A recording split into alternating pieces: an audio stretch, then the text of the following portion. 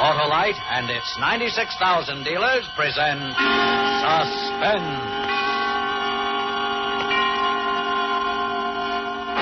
Tonight, Autolite brings you a story of treachery and greed. A story we call Murder in G-Flat, starring Mr. Jack Benny.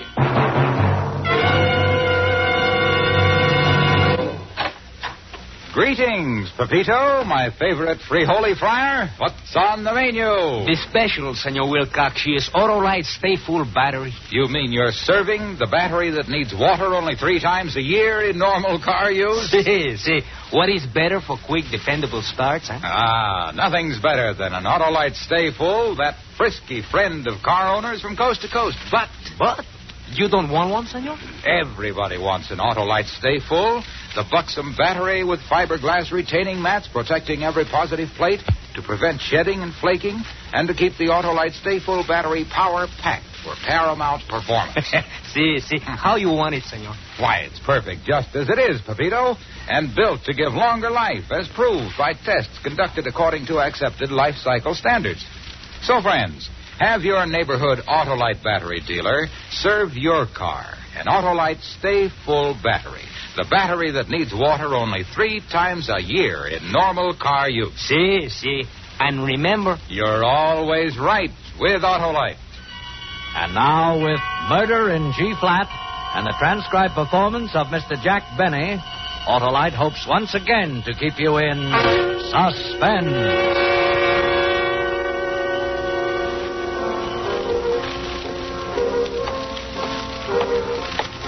Lieutenant, in here, sir, in the rec hall. What's he doing in the rec hall? Well, he thought he'd tune the piano while I was waiting, Lieutenant. Sunday night. Why couldn't you guys pick a better night than Sunday night? My one day off, and I have to come down Sorry we had to call you, Joe. here. This the guy, huh? Yeah. Hey, you. That's it. C flat. If I had my wrench. This is the lieutenant. Oh, I'm sorry, Lieutenant. Name? My name is Remington. Hercules Remington. That's it, Joe. We checked. Pardon me, Lieutenant, but my wife, Martha, is going to be awfully worried. You see, I haven't seen her since this morning. They told me... You haven't seen your wife since this morning? No, and I thought that if I could phone her and at least tell her where I am... Where'd you pick him up? Coney Island, Joe. He called us from there. Yes, and I should have called my wife, too. Look, Lieutenant, I don't want to seem persistent about You'll this. have plenty of time later to call your wife. Now, give the lieutenant the story in detail, just like you told it to me on the way down here to the station. What kind of work do you do, Remington? Well, I'm a piano tuner, Lieutenant. Yours is out of tune. C flat, Lieutenant. See, if I could get my bag, I'd tune Look, Remington, I haven't got all night. Now, either get on with your story or I'll have... All right, Lieutenant. But I really would like to call my wife first. Start your story. All right. But if there's any explaining to be done to my wife, you guys will have to do it. We'll be happy to. Now, go ahead. Yes, sir. Well, Lieutenant, this whole mess started yesterday morning, Saturday. I got up, had breakfast with my wife, Martha, and my Uncle Herman. He's my black sheep uncle of the family. He's a carnival man, came to work at the World's Fair here, and has been living with us ever since. I think he ought to pay at least 1/3 of the rent, but Martha, well, she feels sorry for him. Anyway, I left the house around 10 o'clock on my way to the Lippenridge School of Music. I usually tune their pianos on the first Saturday of the month. You see, because there aren't any classes there on that Saturday. I catch the BMT at 57th and get off at Union Square. Well, yesterday morning I got on the subway, just like I always do. I carry a little ordinary brown bag with all my tools in it and usually lay it right next to me under the seat. I was just sitting there, thinking hard, wondering how I was going to meet the bills at the end of the month, when a man sat down next to me. He shoved something under the seat and just sat there staring ahead. B flat, D flat, B flat, D flat, B flat, D flat. I beg your pardon. Oh, I'm sorry. I guess I got carried away for a moment. 4 stops later, the man got up, reached under the seat, pulled out a little brown bag, and started for the door. I remember noticing he was bald-headed and wearing big black horn-rimmed glasses. For a minute, I thought he'd stolen my bag of tools, but I reached my hand under the seat and found my bag was still there. I remember sort of chuckling to myself, thinking of the coincidence that he'd been carrying the same type of bag. Well, anyway, I got off at Union Square and walked up to the Lippenridge School of Music on 14. There are 4 floors there, a piano on each floor. And I usually start at the top and work my way down. Well, since the school doesn't have any classes on Saturday, the place was deserted.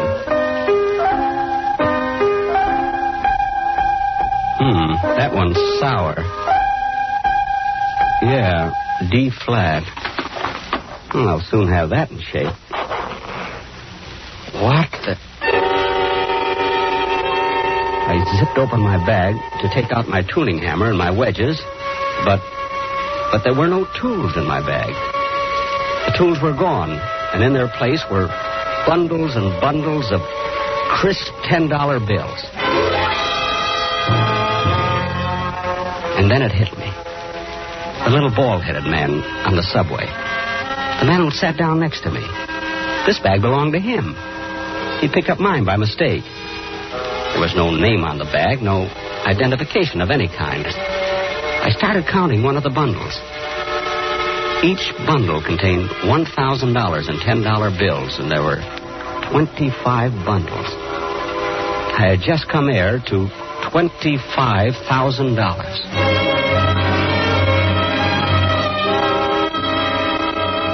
When I got home, Martha was washing some clothes out on the back porch, and Uncle Herman was rolling pennies for his pitch penny concession. I called both of them into the living room, pulled all the shades down, closed and locked all the doors, and set the bag on the table. Hercules, what are you doing back home so soon? What kind of nonsense is this, nephew? Martha, Uncle Herman.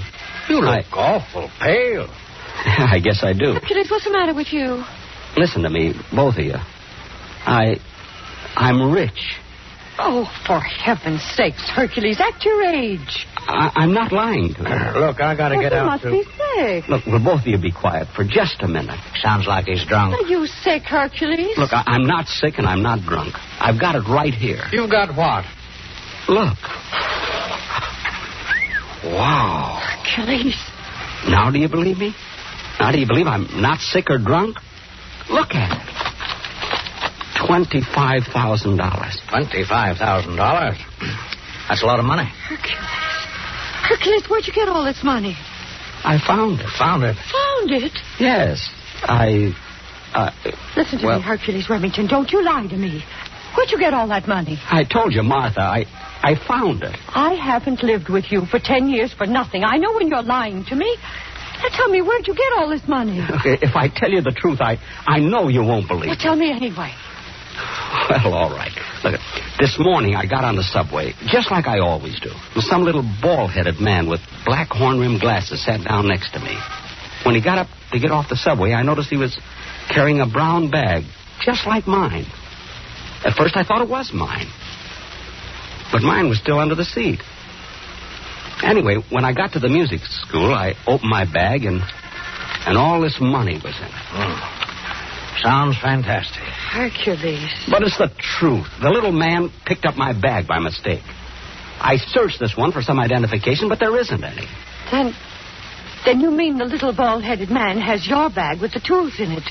I guess he does. It seems odd that anyone would be carrying this much money around in a little brown bag. Odd or not, the fact still remains that I didn't steal it.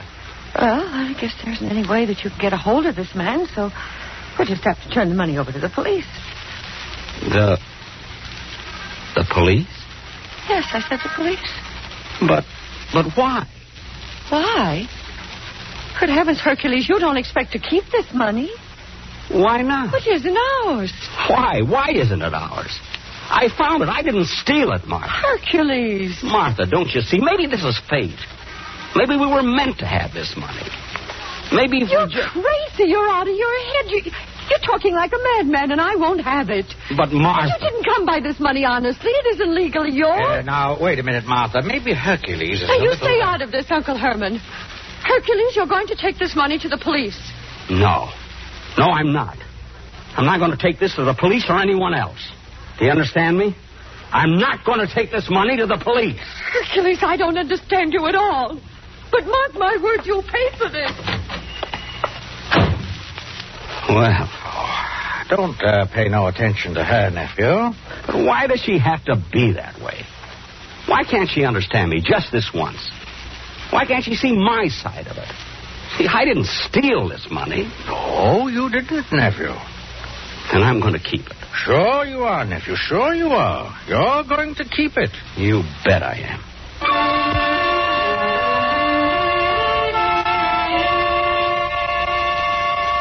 The next morning, that was this morning, Sunday, Martha wouldn't speak to me at all. Her eyes were all red and puffed up. I could see that she'd been crying. And Uncle Herman wasn't doing much talking either. Martha just kept sniffling as she puttered around the stove. Martha, my peach isn't peeled. Peel it yourself. But Here, I'll peel it for you, nephew. Thanks, Uncle Herman. Martha, please, won't Don't you you try... talk to me. Oh, don't be too hard on him, Martha. After all, a man's got a I right. told you once, Uncle Herman, you stay out of this. It's none of your business. Sorry. She's plenty mad.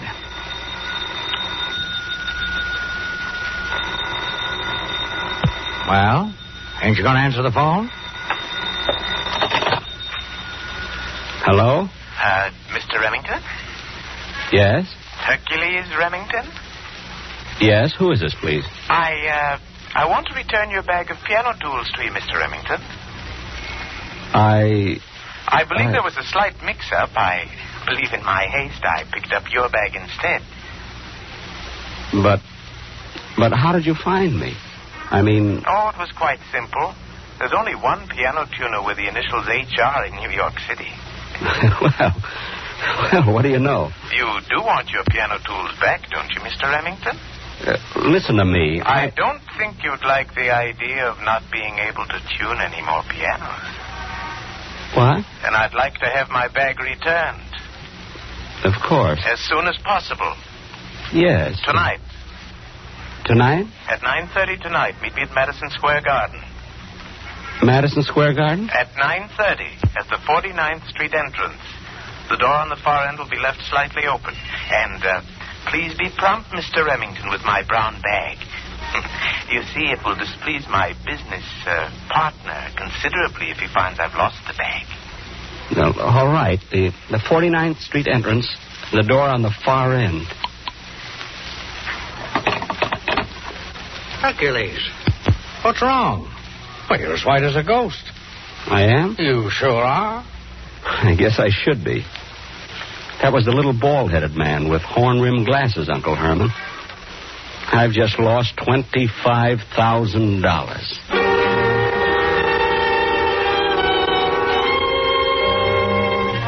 Uncle Herman went in the living room to read the Sunday paper, and I went in the bedroom to tell Martha about the phone call.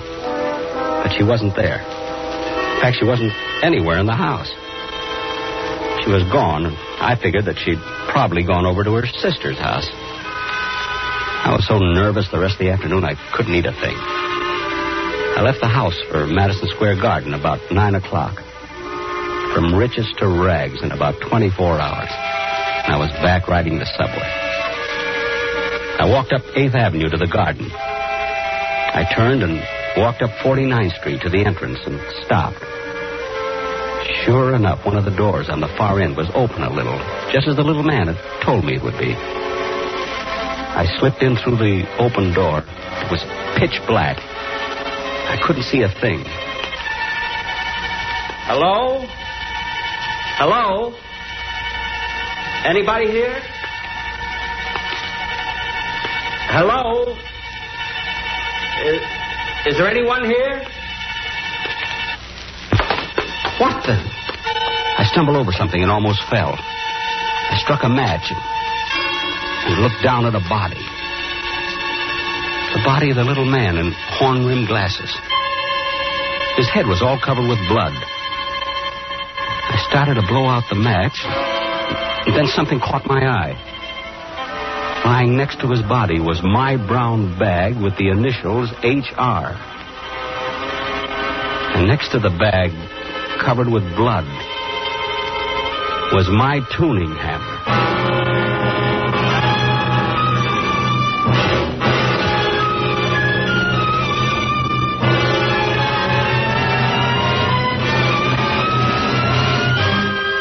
Autolite is bringing you Mr. Jack Benny in Murder in G-Flat. Tonight's production in radio's outstanding theater of thrills, Suspense.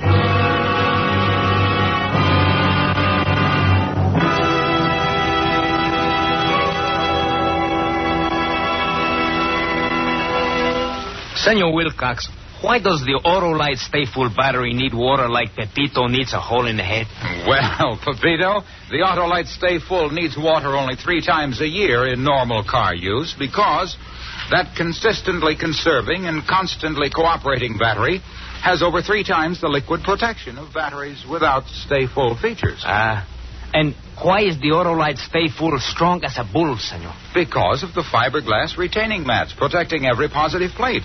They prevent shedding and flaking and keep the power-producing materials in place. Greater convenience and dependable starting, yes, senor? Right, Pepito. And in addition, the Autolite Stay Full battery gives you longer life, as proved by tests conducted according to accepted life cycle standards. And all these make the Stay Full welcome a siesta after fiesta. Yes, senor. Right you are. So, friends, visit your neighborhood Autolite battery dealer for an Autolite Stay Full. The battery that needs water only 3 times a year in normal car use. Your Autolite battery man is fully equipped to give you the best in battery advice and service because you are always right with Autolite. And now Autolite brings back to our Hollywood soundstage Mr. Jack Benny in Elliot Lewis's production of Murder in G-Flat. A tale well calculated to keep you in suspense. Please, Lieutenant, may I call my wife? I want to... Finish your story first, Mr. Remington. You can call her after that. Oh, all right. Now, you were standing over the body of this man in Madison Square Garden. You found your tuning hammer next to the body. Yes, my tuning hammer. Let me tell you, Lieutenant, I was scared. Plenty scared. Here I was standing over a dead man in Madison Square Garden. And clutched in my hand was his brown bag containing $25,000. Who would kill me? Who would... But I couldn't stop to think about that now. I had to get out of there, and fast, and take my bag and hammer lying on the floor with me.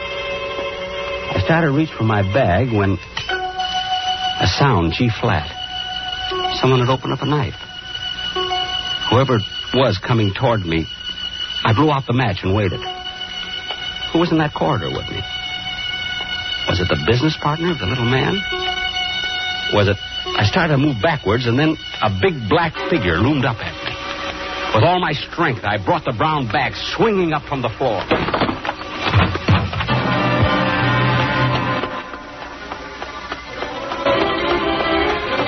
I ran until I thought my legs would drop. My mind was all fogged up now. I couldn't think straight. Who was the guy who just tried to kill me? One thing I knew for sure, I had to get rid of this money until I could think things out. But where? Where could I get rid of it? I neared the corner of 59th and 8th Avenue and then saw a bus terminal. Why not? A public locker in the bus station. I opened the door and walked in. Scranton, Pittsburgh, and Philadelphia leaving in 10 minutes? Yes, ma'am, in about 20 minutes. Excuse me, mister. I'd like to have a key for a locker. Just a second. G-sharp. What'd you say? Oh, nothing. What do you know? I haven't got an empty one right now. Have to wait a little while. You mean out of all of these hundreds of lockers, you haven't got one empty? Oh, I'm sorry, mister, but you can see for yourself. A lot of servicemen in town over the weekend. Well, how long will it be? 10, 15 minutes, maybe a couple hours. Okay, I'll wait. I'll sit over there. I bought a paper at the newsstand and sat down on one of the benches. I didn't even know what I was reading. I just kept... And then I saw it. On page 2, a complete account of a robbery that had occurred on Friday night at one of the downtown post offices. 2 bandits had escaped with $25,000 in $10 bills. This was it. It must have been. But would the police believe a story like that? Of course they wouldn't. I had the money, and it was my tuning hammer there, lying next to the body in the garden. I got out of that bus terminal in a hurry and walked up 8th Avenue. Where could I go? The only place I could think of was Coney Island.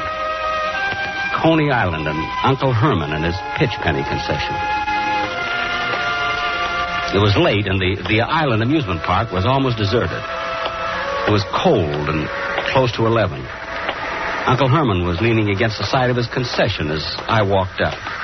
Why, nephew, what are you doing out this way? Uncle Herman, quick, let's go in back. All right. There ain't no customers anyway. Yeah. Oh, what happened, Hercules? Did you give the money back to the man? I went to meet him at the garden, just like he told me.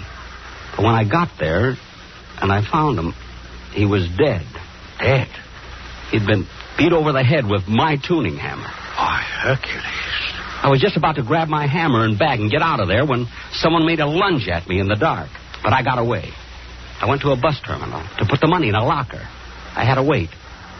And then I read that the money is stolen post office money. Oh, you got yourself in a mess, nephew. I'm frantic. I don't know what to do. That's why I came here. Well, I'm glad you did, nephew. Glad you did. But what am I going to do? Well, best thing would be to go back and get that hammer and bag. Leave the money here. I'll hide it for you. But maybe I ought to go to the police. You can't go to the police with that story. They'd never believe you, Hercules. I know. Now, bring your bag and come with me, nephew. I got a hiding place for that money that no one will ever find. Uncle Herman locked his place up, and then he led me over to the fun house. It was closed now, and the place was all dark. But Uncle Herman had a key. He led me up some stairs to a high ramp that people climb on, to slide down the big chute. He stopped at one of them. Here, nephew. Right under this top chute, we'll just pry one of the boards loose a little and slip the bag with the money underneath.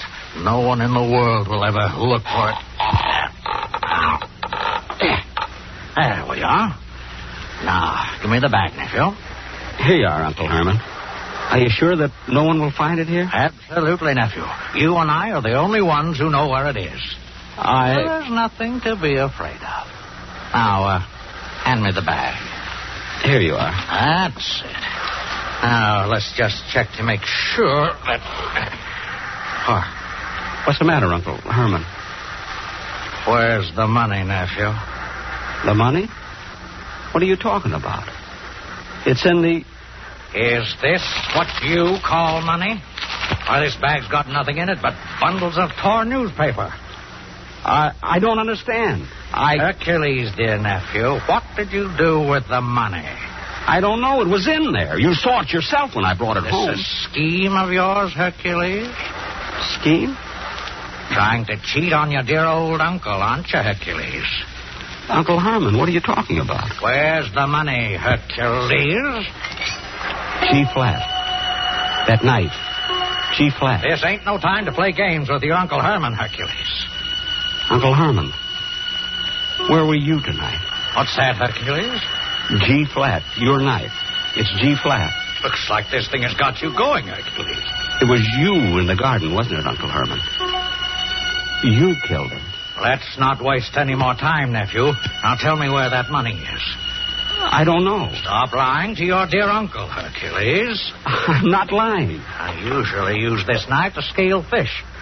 The smell of fish is stronger than the smell of blood. But I tell you, I don't know where that money is. You're lying to me. You came down here just to throw me off, didn't you? Make me think you lost the money. Uncle Herman, stay away from me. All right, Hercules. So you won't tell your dear uncle. He rushed at me with the knife. I stepped back, tripped over the board he had pried loose, and fell down. But Uncle Herman...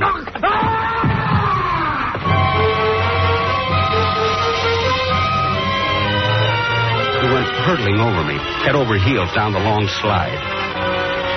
When I got back down at the bottom of the slide chute, he was dead.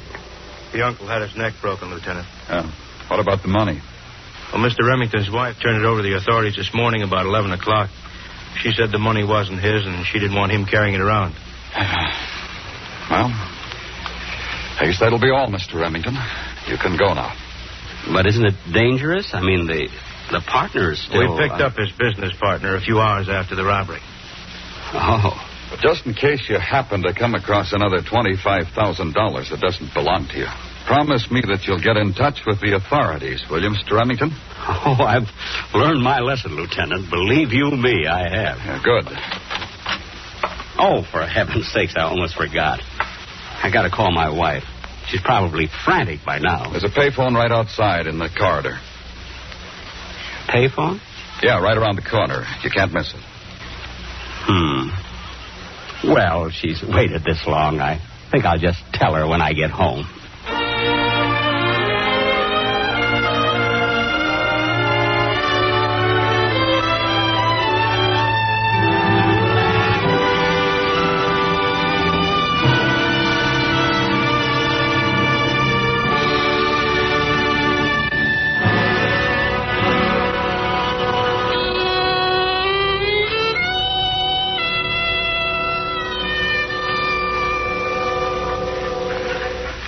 Suspense.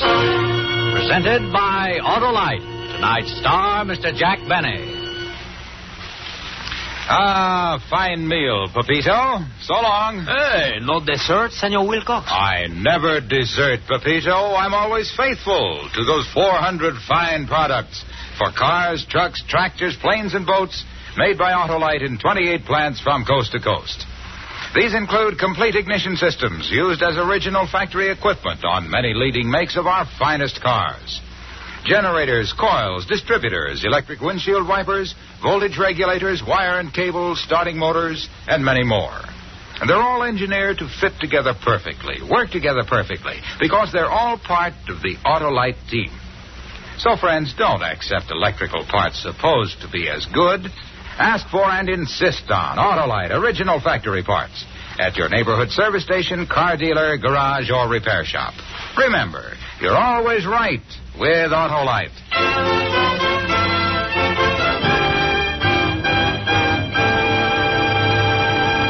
Next week on Suspense, our stars will be Lucille Ball and Desi Arnaz in Early to Death. And in weeks to come, you will hear such famous stars as James Stewart, Ann Baxter, and Rosalind Russell. All on Suspense.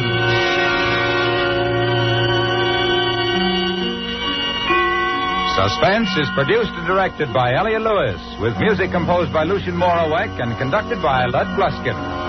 Murder in G-Flat was written for Suspense by Richard George Pedicini. Portions of this program were transcribed. In tonight's cast, Joseph Kearns was heard as Uncle Herman, Bea Benaderet as Martha, and Larry Thor as the Lieutenant. Others in the cast were Clayton Post, Jack Crucian, and Paul Frees. Jack Benny may be heard each Sunday on CBS on his own radio program, The Jack Benny Show. And remember, next week on Suspense, Lucille Ball and Desi Arnaz in a story about a mysterious airplane crash in the mountains of Mexico. A tale we call Early to Death.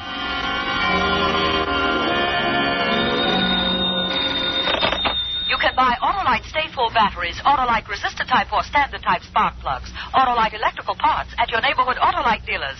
Switch to Autolite. Good night. Tonight, Autolite salutes the men and women leaders in boys' clubs all over America. This is National Boys Club Week, a time to remember that our boys' clubs serve the boy, the community, and the nation by training tomorrow's leaders today. This is CBS, the Columbia Broadcasting System.